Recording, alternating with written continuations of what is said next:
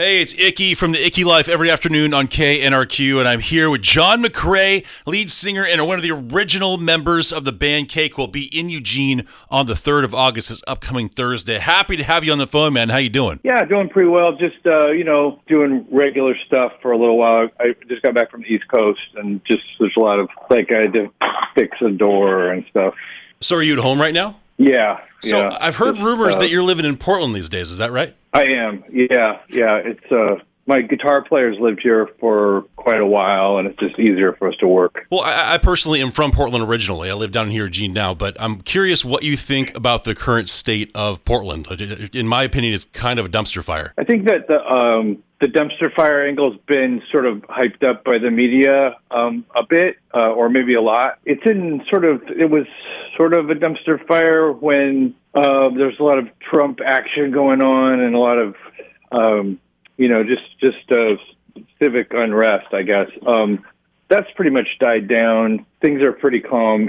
But even during the height of it, it wasn't like as bad as it seemed from looking at the media from a different city. I kind of felt I felt the same way because a lot of my family still lives up there. So I'm up there on a regular basis. And I went up this last March for my birthday and went to this delightful little sushi place downtown. And while I was there, I saw a shooting out the window. So it's like hard to find a grasp of where they are and how it's improving when that happens on my first visit up there in a while. That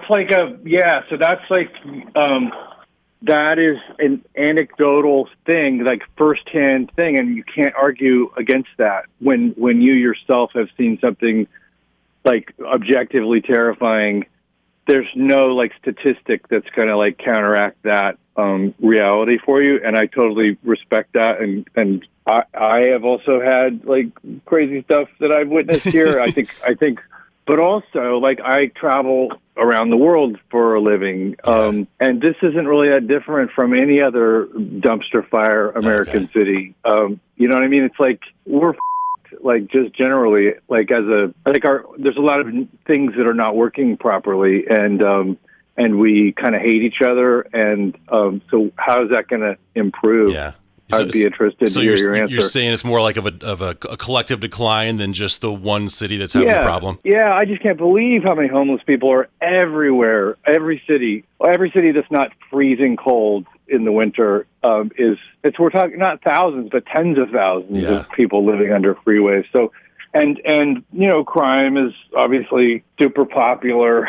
People are really into it, it seems like. And I guess violent crime is down, though, like statistically from like 20, 30 years ago. Murder and all those violent crimes are way down. Yeah, so it's more like the petty crimes of people just trying to make a buck to survive for another day. Right. And I think that was, totally understandable during COVID. But back to Portland, I think Portland's like, it's just a big area, and there's pockets of dysfunction.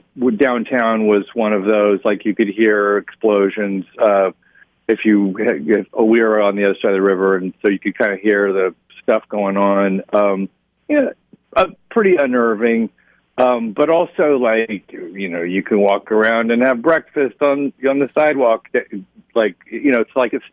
It's two things at the same time that are opposite. Absolutely. I don't want to overshadow the brilliance of Portland and the great food, as you said, that you get to. And it is on the grow right now. And really, there's going to be conflict with any kind of city that's on the grow. So you kind of got to see that coming. But shifting gears to the positive, I just got to say, pleasure to talk to you, man. I've been a fan since high school, not to age you by any means, but I will forever remember the first time I ever discovered how great you were live. It was a festival at the old Civic Stadium in Portland, Big Stink 7, where you put on a great show, and then Cypress Hill got the place evacuated by taking bong hits after there was a propane leak. Oh, do you remember that at all? Vaguely, yeah. I remember there was something going on with fire. Yeah, awesome. Yeah, good times. Yeah, that was a while ago, but yeah, that bong hit thing.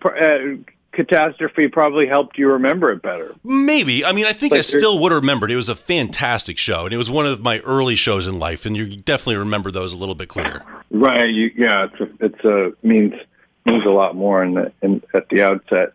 Well, good. I'm glad to hear that. I have seen you many, many times since then. And more recently, actually probably in the last 10 years, I've seen you do something where it shows where you're giving away trees to the fans. And I love the idea, but I'm wondering what inspired that. So back a really long time ago when I was first sort of starting out playing shows, a lot of shows in Northern California. Once in a while we'd tour up to Seattle and Portland and down to LA, but it was really just early, and I was walking around. I didn't have to travel quite as much, and so I had an apartment in the Midtown area in Sacramento, and I went to a garage sale, and somebody was selling some trees, and I bought a tree just sort of, even though I didn't really have a place to plant it, and I planted it in that strip between the sidewalk and the street outside where I lived. Yeah. Totally without asking for permission. It was totally guerrilla kind of thing to do, but for some reason nobody noticed, and it seemed to survive pretty well. And then my life started getting more busy, and I had to tour more, and way too much. And I moved to a different apartment and forgot all about the tree, and years went by, and all kinds of stuff happened. And then for some reason, I found myself in that same neighborhood about 10 years later, and was walking down that sidewalk, and holy shit, there was this tree, 30 feet tall that, I had planted when it was 3 feet tall. And it just gave me this really kind of unique sense of, awe and sort of questioning time and, dimension and just all these things sort of, there's something about a tree that is slightly humbling. Absolutely. And I imagine a certain amount of joy as well, just knowing it's still there. Right.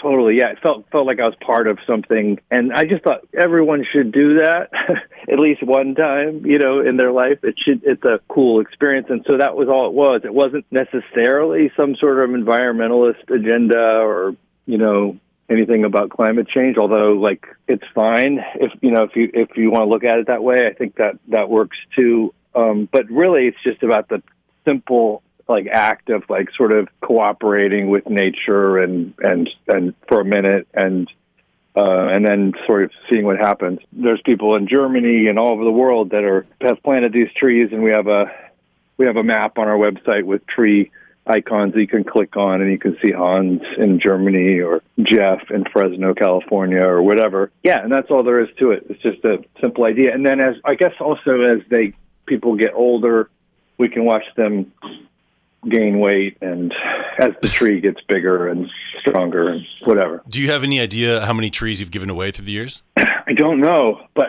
it's definitely more trees, not very many more, but more trees than what's on the website, because there's a certain number of people that flake out, but not very many, surprisingly few. But yeah, I haven't counted lately, but it's probably a lot now.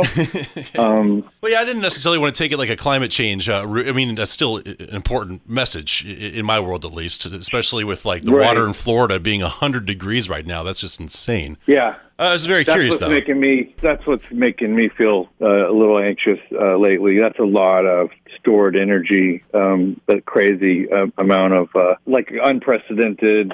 So yeah, I don't know what to say about that. I'm not a scientist, but it does seem like we should take it seriously. Yeah, absolutely. And the littlest thing can really make a big change. So I thought that was a really cool thing you guys do. Right, a whole bunch of people doing a little thing. I think the real thing is if you can get a whole bunch of people doing a little thing, it adds up. Oh, you mean that thing we call society that we're not really taking care of right now? Well, we're having a hard time doing stuff as a group lately for various reasons. Yeah, which is shocking considering we're more connected than ever before and still can't manage to pull it together. Yeah, well, the fact that we're so connected makes it easier to derail us, I think. Yeah, or at least get angry at each other for no reason whatsoever. Yeah, we can definitely see each other's flaws a lot closer up now. Well, I noticed that since you're up in Portland at the moment at home, and you've got 3 shows back to back to back coming up in Oregon here this upcoming week, do you get a lot of say in how those are scheduled and how close they are? Or do you prefer to have more time in cities to just kind of explore, or do you not care anymore? I like to have time I think that there's economic reasons for having them close together, but we don't always have them close together. I don't know. I'm not sure. I think close together because it was like the days when people can go see shows, and they just wanted to put them all together and get everybody in the same area, and make it efficient. But like, I would have rather stay another day in one place. I mean, definitely. That's just the way it is, though. Touring is it's super expensive to like have everybody out on the road. With hotels and like the crew and everybody's, it's just every day you're out there not earning a living is just taking days off. Kind of puts you into the red if you're not careful. Yeah. After all this time of touring, is there a band that you really look forward to seeing every time you cross paths? Run into Rhett Miller a lot from the old 97s. Absolutely. He and I have sort of kept in touch, and so, I always he's just fun to be around, fun to talk to, and also the rest of the guys in the old 97s. We remember playing with them a long time ago, and it's fun to compare notes. After all the years? Yeah, totally. Now, one of my favorite things about Cake is that you don't have an actual genre. You just kind of play however music you see fit. And that being said, is there a genre of music that you'd really like to explore in the future of the band that you haven't yet? No, I just let the songs that I write lead the way. So I don't really, maybe I'm not good enough a songwriter to decide what genre something's good. No, but I would say that I think I'm good, but no, I don't have as much control. I just kind of let the song decide what it wants to be. Mm-hmm. And I know there's a lot of songwriters that have more I'm going to write a calypso song and they can just go ahead and do that. But I just kind of wait and see what the melody seems to want to be. And then I say, okay, well, let's make a drum beat that sounds like that, because I'm taking the cues from the musical sort of DNA of the song. So I don't know what it's like. I'm driving a car, but I don't know where the hell I'm going. I get it. Totally. And that said, there's a whole bunch of different genres that I would love to be try to do something with, but I know that it would just be, I know that it wouldn't be about genre, we wouldn't necessarily be experts at that genre. It would be more about using whatever that genre is as a tool or as a sort of a frame for something that we want to present. It's kind of secondary to the song. That's my spiel about that. Do you see a chosen end date for the world of Cake, or are you just going to keep rolling like the Stones? I keep asking myself. I have no idea. I've been toggling back and forth. Yeah, sometimes I wake up and I'm like, this is a lot. It's a lot to keep going. Yeah. And then other days I'm like, wow, I'm lucky to have a job. So that's a question. Another question I'm dodging. Sorry about that. No, it's okay. And I've imagined you might want to dodge this next question as well, which if you do, I totally understand, but I got to ask it because I'm saying not if, but when you're inducted into the Rock and Roll Hall of Fame, who would you want to have induct you? Well, since we're talking about rock and roll, if Chuck Berry is still alive, that would be awesome. Is he still alive? I'm not sure he is. I'm not. Oh, maybe. See, everybody started. There's a lot of deaths recently, and I didn't keep track of them all. But I'm a huge fan of his, and I should know whether he's still alive. I guess. But he passed away in 2017. Wow, you're faster than me with the computer. I got it right in front of me. Yeah, there goes. Well, so I just let's see who other than him.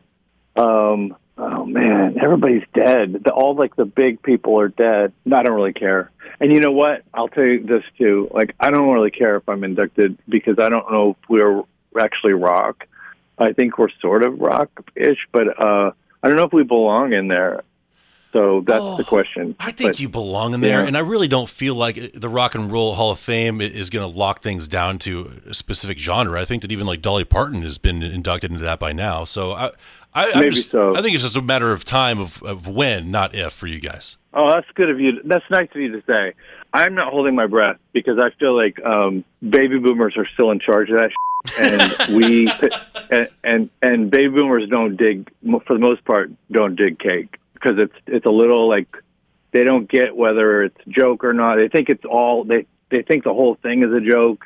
I think that a little bit like coming out of the '60s and in like the sort of straining, earnest, emotional purity of those eras. And then Cake is just all like, whoa, what is this? Are you joking or are you serious? It's a lot of it is muddled, from their perspective. And I think it makes a lot of them angry, and they're still in charge of that. So I really don't know if it's going to happen. Well, I totally am flattered that you think it might or that it will, but, I think most baby boomers hate Cake. And most likely a change of the guard is coming soon, but the baby boomer situation is really on them, because one of the best part of the Cake show is you can just go and enjoy yourself and forget about what's going on in the world and have fun. Right. Thank you for that. I appreciate that. That's really what the hell else is there, right? You know, absolutely. You got to do that. Yeah. And it's not all the other stuff doesn't matter. It's just like, can we all get together and get along for a few minutes? And seeing a live performance, especially with someone who knows what they're doing, really is the best form of entertainment and a way to escape the world that isn't social media or something like that that's just going to suck your time away. I'd like to think that. Yeah, I won't say that I know what I'm doing yet, but I again, your humbleness is incredible. But you've gone this far, you've got to at least embrace a little bit of it. I know what this thing that I'm doing, but I don't necessarily feel like a real professional. I just do this weird thing and it works. Well, we have there's some things about our show that have changed and we're still figuring stuff out. So I guess that's where I'm coming from, is that I'm still tinkering with it, and there's like improvements that we're making. So that's why I haven't stopped yet. Well, as soon as you stop tinkering, I feel it's not going to be fun anymore. You're just going to do the same thing every time. And as soon as you see yourself as a professional, it's all not going to be fun either. So you're in the right mindset. That's right. Yeah, totally. Yeah. Otherwise, because there's a lot of other jobs. Yeah. Where you can. I've stolen a lot of your time, and I know you're doing chores up at home before you got to hit the road. But I got one last question for you, and it's the most cliche one possible. So I'm sorry ahead of time. What is your favorite song to play on stage? Okay, it really varies. So there's not one. I think lately I've been enjoying playing the song "Rock and Roll Lifestyle," which is super old from our first album. Yeah. And wasn't that your first hit? Like your first big single? It was not a big single, but it was a college radio single. Believe it or not, I think before anything else. And and I got tired of playing that song, and we didn't play it for years. And then just lately, I've been playing it. It feels good to play it again. So that's what I've been doing. I can't say that I'll feel that it's going to be my favorite in a month, but right now it is. Now, I did lie. I got one more question for you that just popped in mind. Okay. Because I love your guys' cover of "I Will Survive." Did you guys ever get to meet Gloria Gaynor? Well, I did not, but I know that she did not like our rendition because I think what they told me was that she's a Christian and she did not like our use of profanity. The F-bomb dropped in it? Yeah. So I was just trying to make the song a little bit more anger-based rather than, I just felt like that was a more male reaction to heartbreak. Absolutely. So, I think you've nailed it. It was extremely well done. Love it. Cool. Awesome. Well, we'll have to play that one. So Please do. I also like playing that one.